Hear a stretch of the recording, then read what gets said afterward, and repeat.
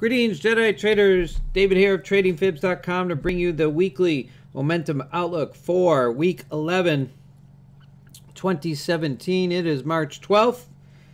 As always, please seek financial advisement when trading with your money, as these videos are for educational purposes only, to support your knowledge in the market. See what's going through my head on any given day. Always make sure you have a solid trading plan and always manage your stop when placing a trade. All right, Jedi traders, we're going to make it short and sweet this week. And next week we'll return to our fully devoted videos to look at the other key futures markets. We'll stick to the indices today. As week 10 wrapped up, it was all about, that's right, week 10 recap, following through on all the individual trading session recaps there in one post. And it was all about the crude there, Jedi traders, all the way down. Bailing out through the remainder of the week after the EIA number on Wednesday. Nice, solid trends on the crude.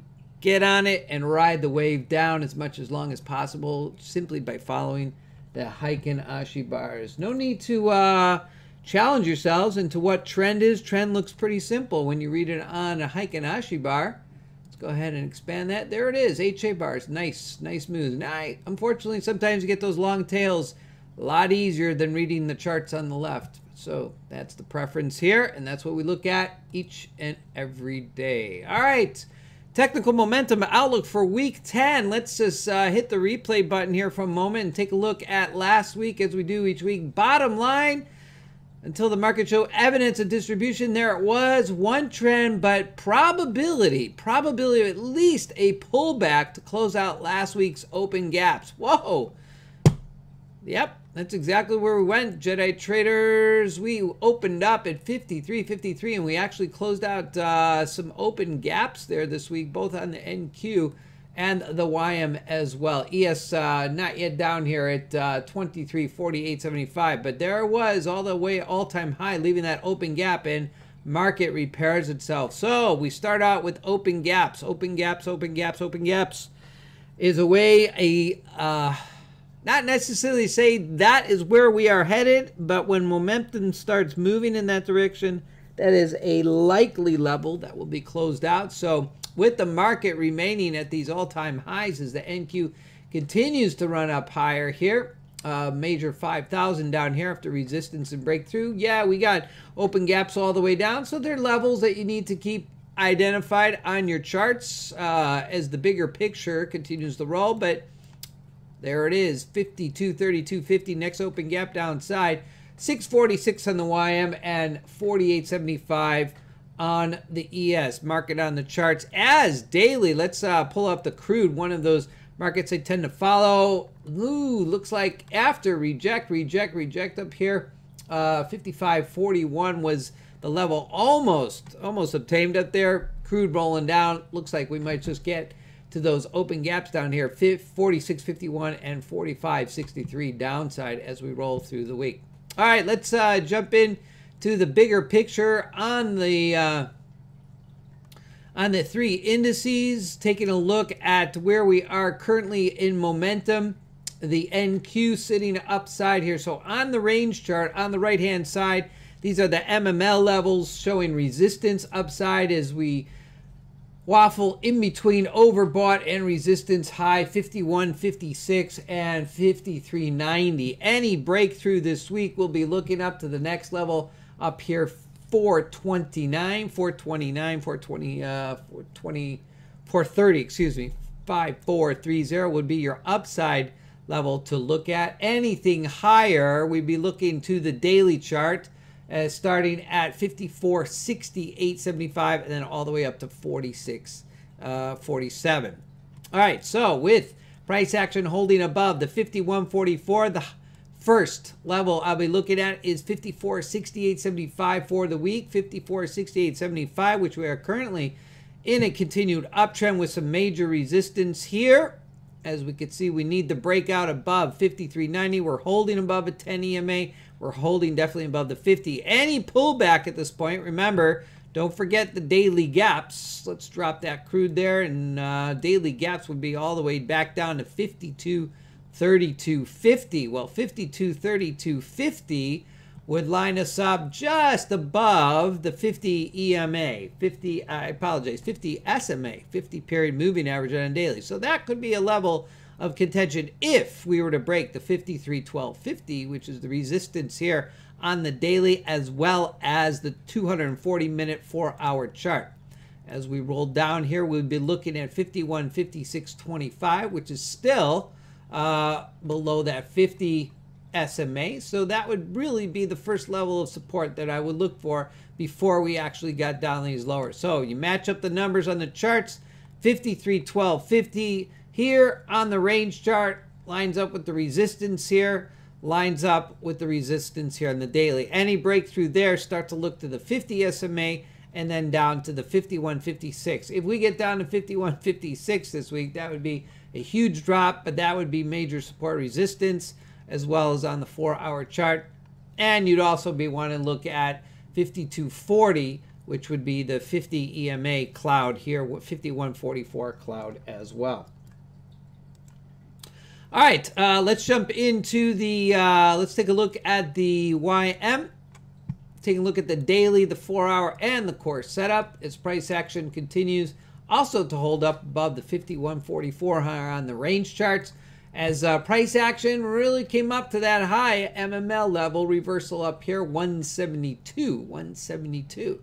On the pullback here below resistance, our first level downside would be looking to 625. Let me go ahead and pull up the daily gap again. 646. 646 would then again line up just above major support resistance here as well. All right, so any action to the downside, bigger picture starting to look at 625, which would line up as well with the daily breaking the 10-period moving average. Note the 50 SMA, so any breakthrough through the 625 would be downside, all the way down back to 20,000. Well, before we get there, we're going to have contention here at the 625. So let's mark that on the chart, 625 all across the board. Major support resistance. Anything to the upside needs to break that 938. I'd be looking up to 250, 21, 250, 2.5 up there. Before we get there, also watch the resistance as we did here on the YM right here at 21,016, as well as the most recent overbought and reversals. So always be ready in both directions. All right, let's take a look at our last chart for today, the daily and 4-hour and the range chart. ES here, after a pullback this week, as noted in last week's bottom line, back upside, 23.75 resistance, 23.75 on the daily, 23.75 on the 4-hour chart. Need to break through upside to get upside. 24.06 will be the next level, overbought on the daily, and 24.06 would then lead us a lot higher than the reversal. Note that SPX calls for this week. Good, or lots of open interest, good number of open interest calls, strike calls at 2,400, as we already hit that last week. We might just get back up there as well again.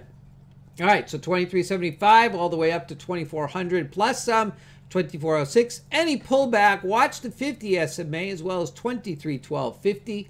23.1250 again will be below the 23.43, but if we just squeeze this down a little bit, just right under the reversal on the 4-hour chart. So look to 23.1250 SMA, first level support, then down to 22.50, bypassing already the 4-hour chart, and most likely we might just get a reset of the MML levels through the week. All right, so there's your ES levels as we roll into the market here on Sunday. Just a quick glance as we do here each day, pre-market trend. We take a look now at the smaller picture, 15-minute, 60-minute, and 4-hour chart. As we've noted on the bigger picture, these tend to move a little bit more during the week, giving us both directions as opportunities with the HA bars. Taking a look at the ES after bouncing off 23.59, about 50% of the way back, major support resistance. So to open up here on Sunday and through the Globex as we roll it to Monday, watch 23.75 upside, back down to 23.59. 4-hour chart again, same numbers here, both upside, 23.59, 75. All across the board, we pretty much have confluence of the levels. And one more, take a look at the NQ as NQ bounced off the lows 53.90 up here. Watch for 5400 on the NQ up here. Anything downside, watch to 53.71 down to 53.51. Need to break the 38.0 levels first. All right, Jedi traders, as the market is almost set to open up here, looking at the economic calendar, really, as we roll into quad witching there on Friday, all contracts expiring. Please note also that with the time change here on the clock, European markets will be closed. European markets will be closed, closing an hour later than usual, as daylight saving times does not change until March 26th. So it's all about the FOMC this week. FOMC meaning beginning, everything leading up to Red Star events. It's going to be a big Wednesday. Look at that, Red Star events. Monday might just be quiet on the upfront. And rolling out the week, Thursday, some more Red Star events and quad witching to get out of this March contract. And that's what we have to look forward to. Again, make sure you check out the pre-market trend every day, 15 minutes posted prior, as we take a look at the current price on the VIX, the screen share, as well as where we are short-term pick, as just seen on the charts, and the market profile. All right, Jedi traders, that concludes an insight into the daily trend and technical momentum for the week in key futures markets. Feel free to stop by at tradingfibs.com or any of my social media outlets to obtain more information. My mantra, one simple strategy, any market, any chart, any time frame will keep you disciplined. You can find me every day on Twitter at Trading Fibs. And as always, I leave the crystal ball to the experts. I only watch what's in front of me and on my charts. And as always, leave your bias at the door when trading. For those of you who are interested in joining us, our community of like-minded traders seeking those highest probability setups, feel free to email me at david@tradingfibs.com. And you may join us on any Thursday or Friday to view the live chart setups as they happen in the trading day. Have yourselves a Blue Zone week wherever you may be. Good day, good night, and good trading to you.